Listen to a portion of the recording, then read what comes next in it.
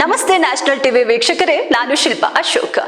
ಎಣ್ಣೆ ಬೇಡ ಅಣ್ಣ ಅಂತಿದ್ದಾರೆ ಮದ್ಯಪ್ರಿಯರು. ವಿಸ್ಕಿ, ಬ್ರಾಂದಿ, ರಮ್, ಜಿನ್ ಸೇರಿ ಎಲ್ಲ ಇಂಡಿಯನ್ ಮೇಡ್ ಲಿಕ್ಕರ್ ಮಾರಾಟದಲ್ಲೂ ಕುಸಿತ, ಸರ್ಕಾರ ಕಂಗಾಲು.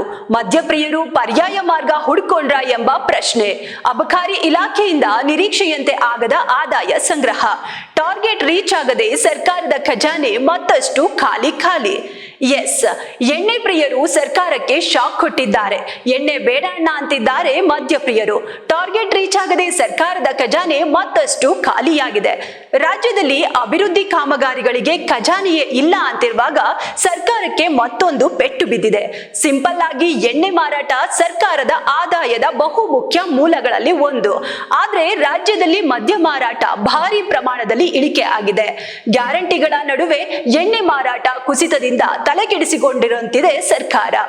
ಒಂದ್ ಕಡೆ ಕುರ್ಚಿ ಕಿತ್ತಾಟ, ಮತ್ತೊಂದ್ ಕಡೆ ಗ್ಯಾರಂಟಿಗಳಿಂದ ಅಭಿವೃದ್ಧಿ ಕಾರ್ಯದಲ್ಲಿ ಹಿನ್ನಡೆ. ಈ ನಡುವೆ ಸಿಎಂ ಸಿದ್ದರಾಮಯ್ಯ ಸರ್ಕಾರಕ್ಕೆ ಮತ್ತೊಂದು ಶಾಕ್ ಎದುರಾಗಿದೆ.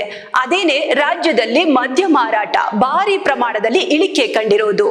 ಅದರಲ್ಲೂ ಬಿಯರ್ ಮಾರಾಟ ಭಾರಿ ಪಾತಾಳಕ್ಕೆ ಇಳಿದಿದೆ. 7 ತಿಂಗಳಿಂದ ಬಿಯರ್ IML ಮಾರಾಟ ಫುಲ್ ಡಲ್ ಆಗಿದೆ. ಕಳೆದ ವರ್ಷ 279 ಲಕ್ಷ ಬಿಯರ್ ಬಾಕ್ಸ್ ಮಾರಾಟ ಆಗಿತ್ತು. ಆದ್ರೆ ಈ ವರ್ಷ ಅಂದ್ರೆ 2025ರಲ್ಲಿ ಕೇವಲ 228 ಲಕ್ಷ ಬಾಕ್ಸ್ ಗಳಷ್ಟೇ ಮಾರಾಟ ಆಗಿದೆ. ಒಂದು ಬಾಕ್ಸ್ ನಲ್ಲಿ ಸುಮಾರು 8 ಲೀಟರ್ ಬಿಯರ್ ಇರುತ್ತೆ. ಅಂದ್ರೆ ಬರೋಬ್ಬರಿ 51 ಲಕ್ಷ ಬಿಯರ್ ಬಾಕ್ಸ್ ಮಾರಾಟ ಕುಸಿತವಾಗಿದೆ. ಇದೇ ರೀತಿ ವಿಸ್ಕಿ, ಬ್ರಾಂದಿ, ರಮ್, ಜಿನ್ ಸೇರಿ ಎಲ್ಲ ಇಂಡಿಯನ್ ಮೇಡ್ ಲಿಕ್ಕರ್ ಮಾರಾಟದಲ್ಲೂ ಇಳಿಕೆ ಕಂಡಿದೆ.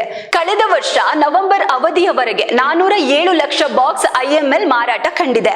ಆದ್ರೆ ಈ ವರ್ಷ ನವೆಂಬರ್ ವರೆಗೆ 403 ಲಕ್ಷ ಬಾಕ್ಸ್ IML ಮಾರಾಟ ಆಗಿದೆ. ಅಂದ್ರೆ 4.36 ಲಕ್ಷ ಬಾಕ್ಸ್ ಗಳ ಮಾರಾಟ ಕುಸಿದಿದೆ. ಅಬಕಾರಿ ಇಲಾಖೆಯ 3 ವರ್ಷಗಳ ಅಂಕಿ ಅಂಶ ನೋಡಿದ್ರೆ ಪ್ರತಿ ವರ್ಷ ಮದ್ಯ ಮಾರಾಟ ಕಮ್ಮಿ ಆಗಿರೋದು ಕಾಣ್ತಿದೆ. ಎಣ್ಣೆ ಮಾರಾಟ ಕುಸಿತದಿಂದ ಅಬಕಾರಿ ಇಲಾಖೆ ತಲೆ ಕೆಡಿಸಿಕೊಂಡಂತಿದೆ. ಇನ್ನು ಇದಕ್ಕೆಲ್ಲ ಕಾರಣ ಏನಿರಬಹುದು ಅಂತ ನೋಡೋದಾದ್ರೆ, ಸರ್ಕಾರ ಆಗಾಗ ಮದ್ಯದ ಬೆಲೆ ಏರಿಸುತ್ತಿರುವುದರಿಂದ ಮದ್ಯಪ್ರಿಯರು ಪರ್ಯಾಯ ಮಾರ್ಗ ಹುಡುಕಿಕೊಂಡ್ರ ಎಂಬ ಪ್ರಶ್ನೆಯೂ ಎದುರಾಗಿದೆ. ಅಲ್ಲದೆ ಗಾಂಜಾ, ಅಫೀಮು ಹಾವಳಿಯಿಂದ ಮದ್ಯ ಮಾರಾಟ ಕುಸಿದಿದೆಯಾ ಎಂಬ ಅನುಮಾನ ಬರ್ತಿದೆ. ಒಟ್ಟಾರೆ ಅಬಕಾರಿ ಇಲಾಖೆಯ ಆದಾಯವನ್ನ ನೆಚ್ಚಿಕೊಂಡಿದ್ದ ಸರ್ಕಾರಕ್ಕೆ ಮದ್ಯಪ್ರಿಯರು ಭರ್ಜರಿ ಶಾಕ್ ಕೊಟ್ಟಿದ್ದಾರೆ. ಈ ವರ್ಷ ಏಪ್ರಿಲ್ ನವೆಂಬರ್ ವರೆಗೆ ನಿರೀಕ್ಷೆಯಂತೆ ಎಣ್ಣೆ ಖರೀದಿ ಆಗದ ಕಾರಣ ಸರ್ಕಾರದ ಖಜಾನೆಗೆ ಸಾವಿರಾರು ಕೋಟಿ ನಷ್ಟವಾಗಲಿದೆ.